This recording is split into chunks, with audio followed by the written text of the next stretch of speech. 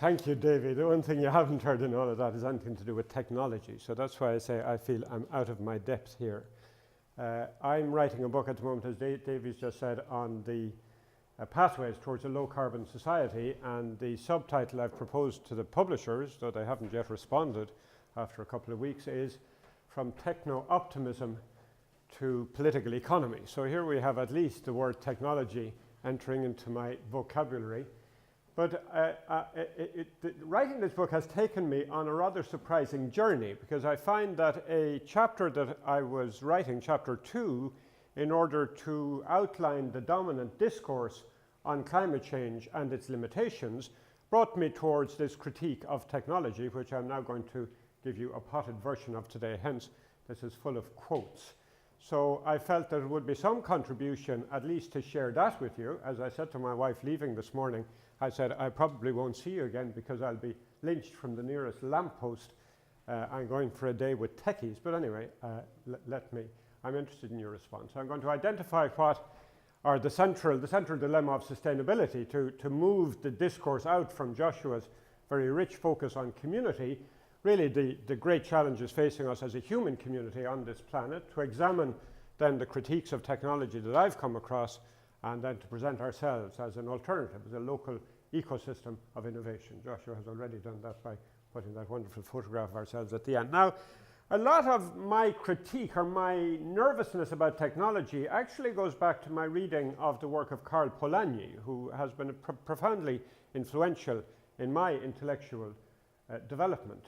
And a paper of his, which isn't widely known, where he begins by talking about the subordination of man to the machine being an abiding concern of his, then goes on to make this point, that beyond the fading fabric of competitive capitalism, there looms the portent of an industrial civilization with its paralyzing division of labor, standardization of life, supremacy of mechanism over organism, and organization over spontaneity. Science itself is haunted by insanity. This is the abiding concern.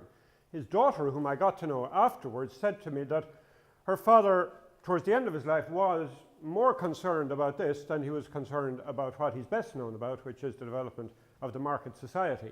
I always thought this was exaggerated, but I must say, following the writing of chapter 2 of this book I'm in the middle of, I feel there's a lot more to it than I had allowed for at the time.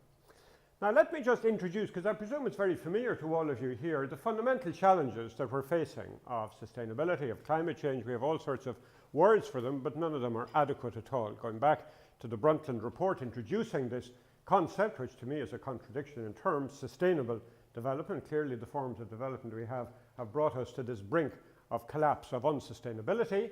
And then the emergence of concerns about global warming and the various IPCC reports, which have grown more alarmist up to the 5th assessment report that came out in 2013-2014, with changes being unprecedented over decades or millennia, the warming of our planet growing worse and worse, now month by month, the concentrations of greenhouse gases unprecedented in at least the last 800,000 years. So we're moving into a new era in the geological history of the planet, which we as our species of humanity haven't lived through before, and the inability to limit warming to 2 degrees Celsius in the eyes now of many leading scientists.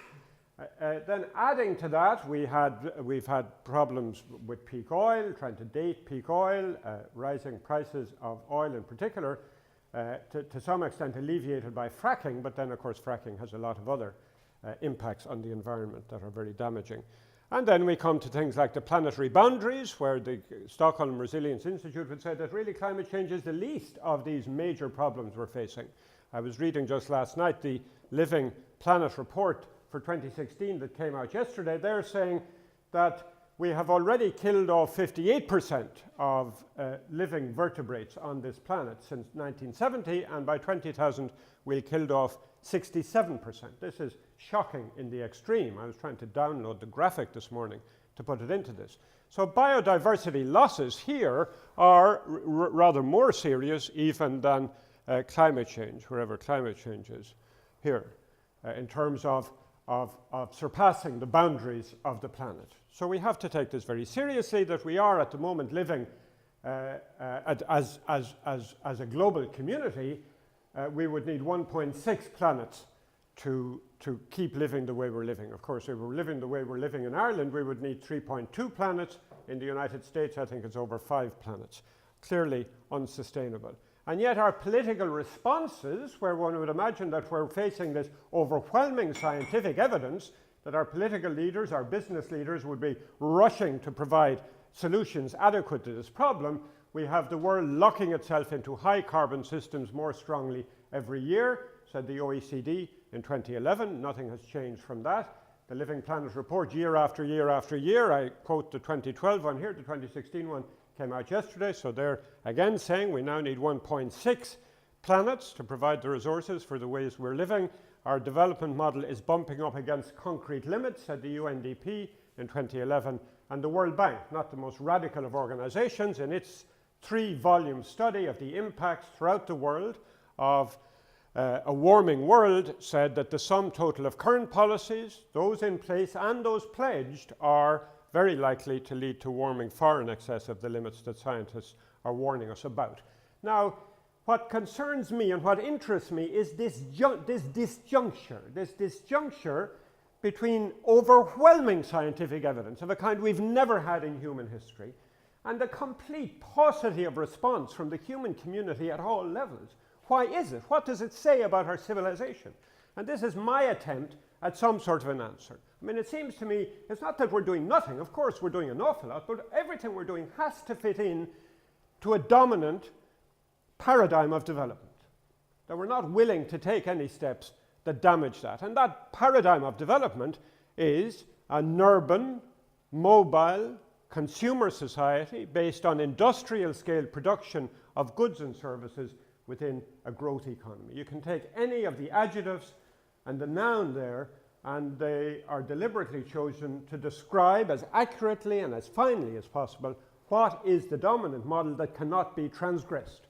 So that even to raise questions about moving into a degrowth economy, a steady state economy, is really outside the bounds of civilized discourse in our civilization today.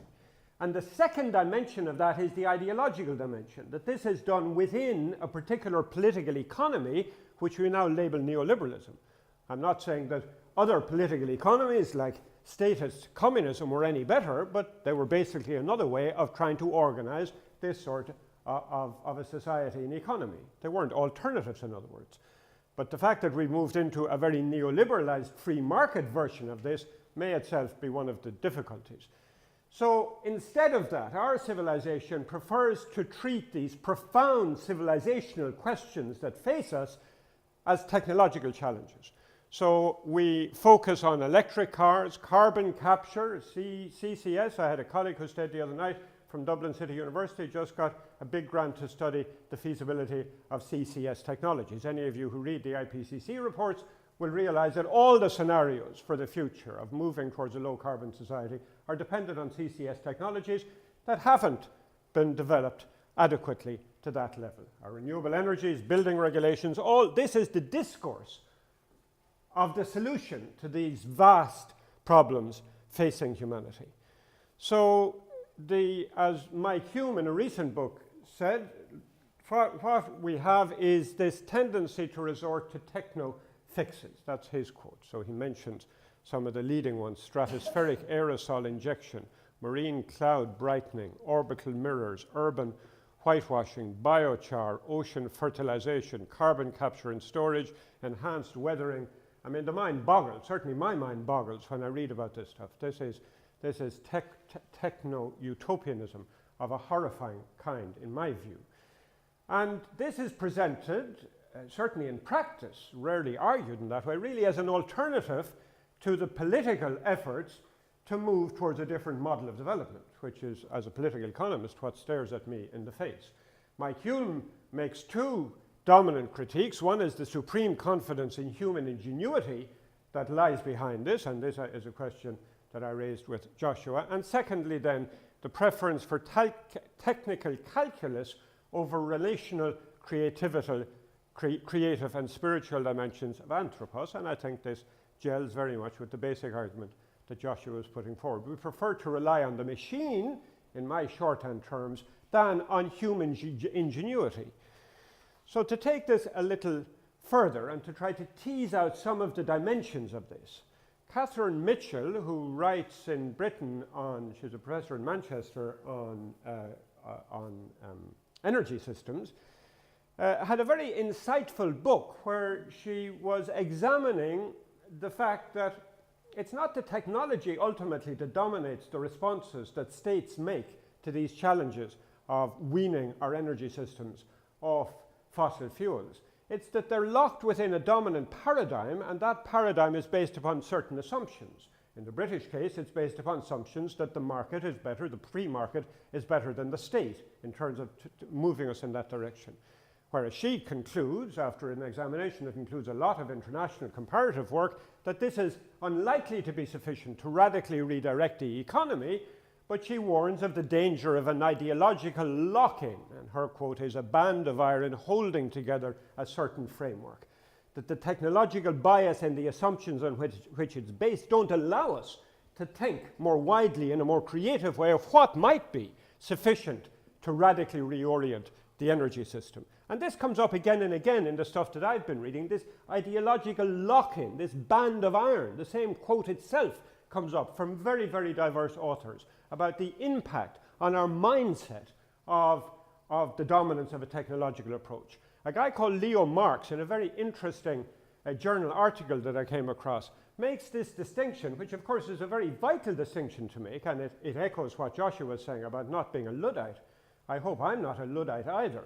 And to convince you that I'm not, I report this key distinction, that it's not the artifacts of technology that are the problem, it's the conceptual lock-in that the dominance of the machine in our civilization since the middle of the 19th century has led to. That's the problem, and I think he identifies it very nicely. It's the ways of thinking related to the role of technology in development that we have to look at. So forgive the long quotes, but it seems to me it's far better than me paraphrasing what to me are rather complex arguments. So he says that the machine became synonymous, and he's talking now about the United States in the middle of the 19th century, particularly about the extension of the railway system. It became synonymous with progress, so that it blurred the distinction between mechanical means and political ends. That, it seems to me, is crucial, that in other words, the means become the end. And we fail to ask, what are these means for? Are they adequate to meet the sort of ends that we, as human communities of citizens, set for ourselves? So technology, he says, as such, makes nothing happen. Now that very sentence, it seems to me, if you ask the average person on the street, they would be shocked by it. We have this implicit idea that it's technology that makes things happen for us. But of course it doesn't. It's technology is a set of machines that is put at the service of particular objectives, of meeting particular objectives. So by now, he says, the concept has become endowed with a thing like autonomy and a seemingly magical power of historical agency. And that issue of agency is, of course, crucial. Who has the agency? And if we hand over agency to the machine, then the machine has begun to take over. And that's what he's saying, that we've made it an all-purpose agent of change, that it relieves the citizenry of onerous decision-making obligations and intensifies their gathering sense of political impotence. All echoes of the huge political crisis that our systems of decision-making and our sense of citizenry is undergoing as we speak.